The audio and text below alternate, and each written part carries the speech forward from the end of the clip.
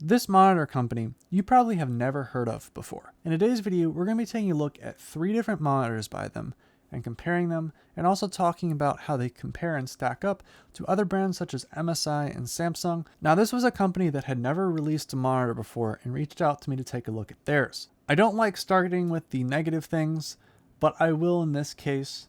This will be a deal breaker for some people. This is just a standard LED panel, which means that you of course are not rocking OLED. That's not as big of a deal, except for that you will start noticing, especially in some games, when you have something that's super dark, followed by something that's super light, you may notice that, for example, the white mouse may all of a sudden start tinting green.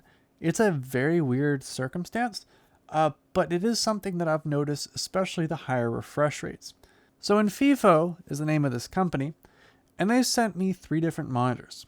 A 24.5 75 Hertz monitor, a 24.5 240 Hertz monitor, what's right here, and a 27-inch 2K 165 Hertz monitor. The pricing on these has not really been clearly disclosed. From my understanding, these are sub $250 monitors, starting with the 2K monitor, and then all the way going down to here, which is like $100. You're going to notice pretty quickly that there is nothing out of the ordinary on these monitors. It doesn't look like a fancy gaming monitor, which again, you're paying for what you get basically. The only thing that really sets them apart is the monitor stands. The lowest end one has a pretty basic plastic monitor stand. This one has a little higher one. My only concern, of course, is that it kind of has popped out once or twice. So while it is solid metal, this mounting mechanism, especially for like the VESA mounts and stuff, in the past has kind of popped out and is probably not the best. Now, when it comes to the stand on the highest end model, the 2K 165 Hertz version, that one has the ability to move up and down, unlike this, which does not move up or down, and also the ability to rotate it and flip it vertically, which is really great, and all the monitor stands are compatible with each other. So that means that you can actually use that as a vertical monitor if you so choose. So when it comes to using these buttons on the back here, they're pretty mashy, but they're also very doable. They're not anything crazy, they're not anything fancy, but they are adequate. The build design is mostly plastic. Again, you're paying for what you get. However, when it comes to actually using the user interface, it does provide you all the bare necessities that you need to adjust things like color, versions, refresh rates, things like that, if you so choose. Again, this is at stock, working just fine. Again, when you go through and you plug this in, please make sure that you go through the steps of enabling all the proper refresh rates. I did, for this one, have to go through and make sure that I custom resolution / refresh rate, and so it's not something that's easily accessible to the average person. Also, with the HDMI, I was not able to get up to 240 Hertz or 165 Hertz on the 2K version, so I was basically then having to switch to DisplayPort, and then I was able to get the 165 Hertz. So just keep in mind that there is some differences there. And some issues that you may encounter. However, I at least got everything working with a little technical patience. When it comes to speakers, I think everyone that uses a monitor, especially when you're talking about something that is in the lower end of the monitor budget range, is going to not be surprised by the fact that the speakers are not great. And I know if you're watching a movie, you probably could get by. However, again, this is not something that I would be trying to discern direction from. Again, you can use headphones, the cheapest Apple headphones that comes with like an iPod or something. Those would be very accurate in discerning location. So for someone to have speakers, gaming, to have speakers, I don't think that that's as important as, of course, what your setup is on your head. When it comes to the panel itself, color accuracy is a big deal for some people. So I am going to be talking a lot about another person's perspectives on this, my girlfriend's, because I have something to kind of admit.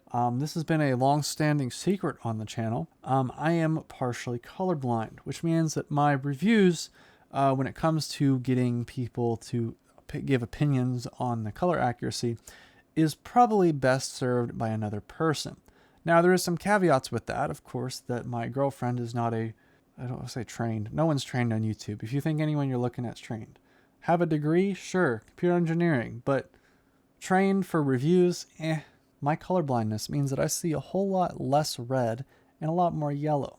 doesn't mean that I can't see any color. It just means that getting sunburn is lovely because I have no clue if I'm burnt, and pink lemonade looks great. My girlfriend has talked with me a little bit about her experiences. I let her use one of these monitors, and she's given me that these are pretty solid in terms of color accuracy. Comparing at least what I see to the other monitors, there is some noticeable differences. Again, I think we all can make the argument that if you're getting a $200, $100 monitor, then you probably are not getting it for the color accuracy, especially with one that has such a high refresh rate in terms of specs. So let's also talk about HDR. I spent a lot of time trying to get HDR to work, whether or not that was enabling it via the menu in the monitor, then enabling it on my computer, or going back and forth and both enabling it in both of them, on one of them, and I was never actually able to get HDR to work. Every time that I would enable it, it would of course do the standard like grayed out, or not grayed out, but very washed out image. And this is very common across a lot of monitors that don't officially, or like I want to say, yeah, officially support on paper.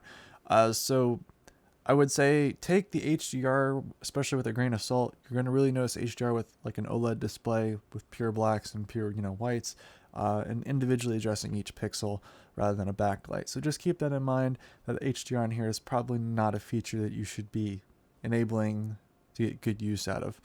Also, when it comes to I/O, especially on all these monitors, each of these monitors have at least a display port and at least an HDMI port. I believe the 2K one was the only one that had the two HDMI ports as well as a display port. Each one also has a USB port and a headphone input jack, which means you can connect it directly to your laptop as well, or maybe like an iPhone. So it is basically usable in all regards of that aspects as well. But overall experience, when it actually comes down to using this in gaming, I didn't find much issues with it.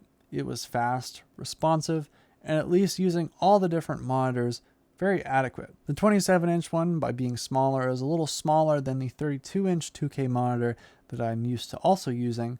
However, I think that again, all across the board for $250, $300 is what we're talking about comparatively to a lot of the other 2K 165 Hz monitors that are 27 inches. I think it's pretty solid. As we transition to getting larger and larger resolutions and larger graphics cards, I think for someone that may be looking at getting something for their kid, something that may not be on a tremendous budget, I think a 1080p 240 Hz monitor around this price range of $150 to $200 is really solid, especially when you're talking about maybe using something like integrated graphics or one of the APUs that are now coming on a lot of the mini computers. I think this is definitely a good choice if you're looking at doing some serious gaming on some low-end hardware, as you'd probably get the best performance out of it. When you start moving up to higher resolutions, of course, this is not going to be something that you're going to be wanting to look at, especially if you got higher end hardware. I'd say probably something above a 70 series, probably like a 2080, maybe up and above. You're probably going to be wanting to look at getting something a little higher resolution like the 2K version there. In conclusion, I want to thank you very much for watching. Check out the channel for other cool tech related reviews and videos, and I will see you next time.